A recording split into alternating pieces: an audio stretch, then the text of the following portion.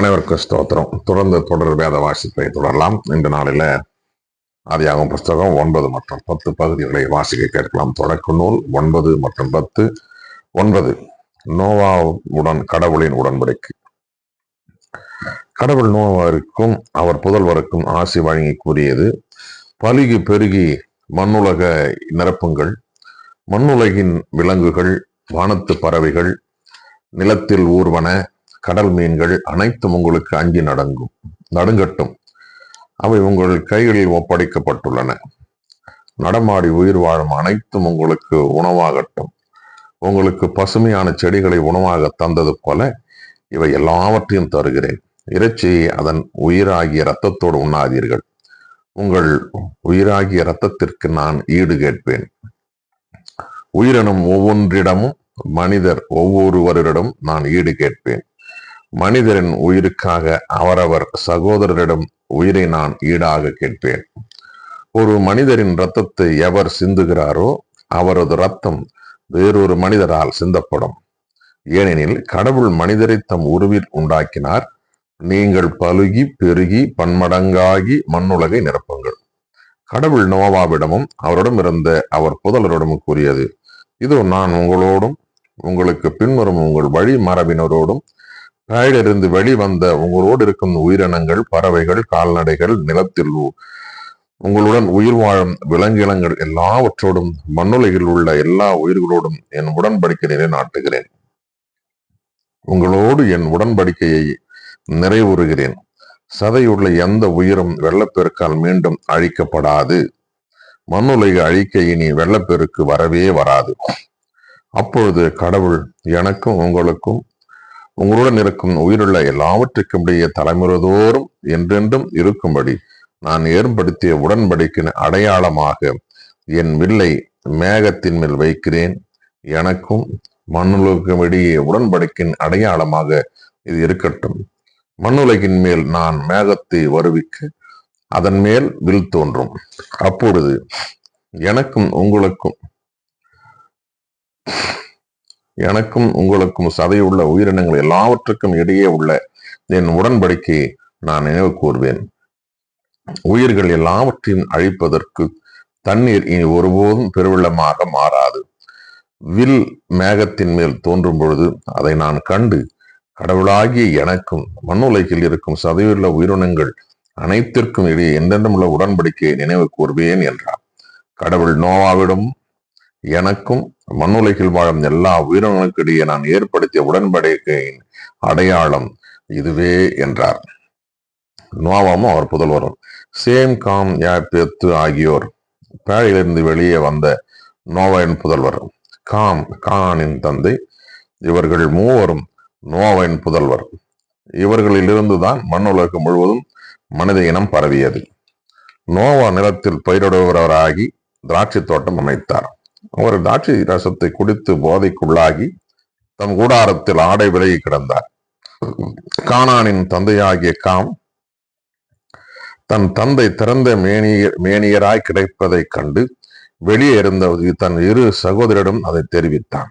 அப்போது சேமும் எப்பேத்தும் ஒரு துணியை எடுத்து தங்கள் இருவரின் தோள் மேல் போட்டு கொண்டு பின்னோக்கி நடந்து தங்கள் தந்தையின் திறந்த மேனியை மூடினர். அவர்கள் முகம் எதிர்பக்கம் நோக்கி இருந்ததால் தங்கள் தந்தையின் திறந்த மேனியை அவர்கள் பார்க்கவில்லை. நோவாவிற்கு போதை தெளிந்ததும் தம் இளைய மகன் தமக்கு செய்ததை அறிந்தார். அப்பொழுது அவர், கானான் சபிக்கப்பட்டவன், தன் சகோதரருக்கு அவன் அடிமையிலும் அடிமையாக இருப்பான். சேமின் கடவுளாகிய ஆண்டவர் போற்றி அவனுக்கும் கானான் அடிமையாக இருப்பான். கடவுள் எப்பேத்து குடும்பத்தை பெருக செய்யட்டும். அவன் சேமின் கூடாரத்தில் வாழட்டும். அவனுக்கும் கானான் அடிமையாக இருக்கட்டும் என்றார். வெள்ளப்பெருக்குக்கு பின்னர் நோவா 350 ஆண்டுகள் வாழ்ந்தார். இவ்வாறு நோவா 950 ஆண்டுகள் வாழ்ந்த பின் இறந்தார். தொடர்ந்து 10ஆம் பகுதி. நோவா புதல்வரின் வழிமரபினர். நோவாவின் புதல்வர் சேம், காம், எப்பேத்து ஆகியோரின் வழிமரபினர் இவர்களே. வெள்ளப்பெருக்குக்கு பின் அவர்களுக்கு புதல்வர் பிறந்தனர். எப்பேத்தின் புதல்வர் கோமர், மாகோகு, மாதாய், யாவான், தூபால், மெசேக்கு, தீராசு, கோமேரின் புதல்வர் அஸ்கனாசு, இரிபாத்து, தோகர்மா, யோவானின் புதல்வர் எலிசா, தர்சீசு, கித்தீம், தோதானியம். இவர்கள் வழிவந்த கடற்கரை நாட்டினர் மொழி, குடும்ப, இனம் வழியாக பிரிந்து தம் நாடுகளில் பரவினர்.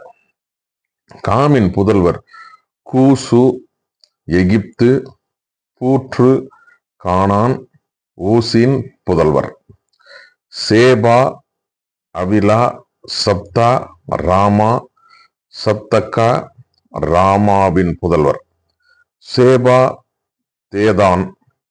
மேலும் கூசுக்கு நிம்ரோத்து பிறந்தான். இவன் தான் முதலாக உலகத்தில் பேராற்றல் கொண்டவனாக விளங்கியவன்.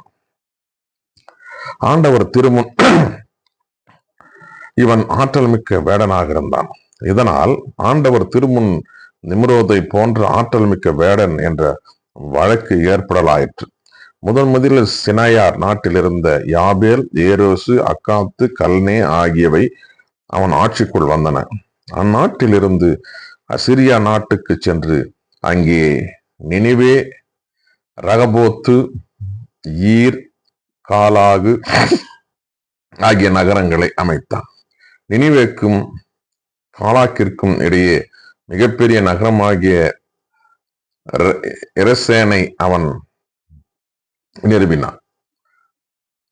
எகிப்தின் புதல்வர் லூதீம், அனாமிம், இலகாபிம், நப்தூகிம், பத்ருசிம், பெலிஸ்தியரின் மூதாதையரான கஸ்லூகிம், கப்தோரிம்.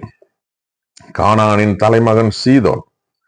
ஏனைய புதல்வர் ஏத்து, எபூசி, எமோரி, கிர்காசி, இவ்வி, அட்கி, சீனி, அர்வாது, செமாரி, அமாத்தி. இந்த கானானின் குடும்பங்கள் பின்னர் பிரிந்து பரவலாயின. கானானியர் நாட்டு எல்லை சீதோனிலிருந்து தெற்கே கேரார் செல்லும் திசையில் காசா வரையும், கிழக்கிலே சோதோம், கொமோரா, அத்மா, சேபோபி செல்லும் திசையின் லாசா வரையும் பரவி இருந்தது. இவை காம் புதரின் குடும்ப, மொழி, நாடு, இனம் வாரியான பிரிவுகள். ஏபேத்தின் மூத்த சகோதரன் சேமுக்கு புதல்வர் பிறந்தனர். சேம் ஏபேரியரின் முதுபெரும் தந்தை. சேமின் ஏனைய புதல்வர் ஏலாம், அசிரியா, அர்பகா, சாது, லூது, ஆராம். ஆராமின் புதல்வர் ஊசு, ஊல், கெத்தேர், மாசு. அர்பகசாதுக்கு செலாகு பிறந்தான். செலாகிற்கு ஏபேர் பிறந்தான். ஏபேருக்கு புதல்வர் இருவர் பிறந்தனர். ஒருவனின் பெயர் பேலேக்கு, ஏனெனில் அவன் காலத்தில் தான் உலக மக்கள் பிரிந்தனர். அவன் சகோதரனின் பெயர் யோக்தான். யோக்தானின் புதல்வர் அல்மோதாது, செலேபு, அட்சர்மாவேத்து, எராகு, அதோராம், ஊசால், திக்லா, ஓபால், அபிமாவேல், சேபா, ஓபீர், அவிலா, யோபாபு. அவர்கள் வாழ்ந்த நாடு மேசாவிலிருந்து கிழக்கே செப்பார் செல்லும் திசையில் இருந்த மலைநாடு வரை பரவியிருந்தது. இவை சேம் புதல்வரின் குடும்பம், மொழி, நாட்டு, இனவாரியான பிரிவுகள். இவை நோவாவின் புதரின் வழிவந்த குடும்பங்களின் இனவாரியான தலைமுறைகள். இவர்கள் வாழ்ந்த வழிவந்த மக்களினங்களே வெள்ளப்பெருக்கு பின் உலகின் எல்லா நாடுகளிலும் பரவின. வாசிக்க தெரிந்து கொள்ளப்பட்ட 9 மற்றும் 10 தொடக்க நூல் பகுதி வாசித்து முடிந்தாயிற்று. கடவுளுக்கு துதியும் கனமும் மகிமையும் உண்டாவதாக. தொடர்ந்து வேதத்தை வாசிக்கலாம். கடவுள் நம்மையும் குடும்பங்களையும் ஆசீர்வதிப்பாராக. ஆமென்.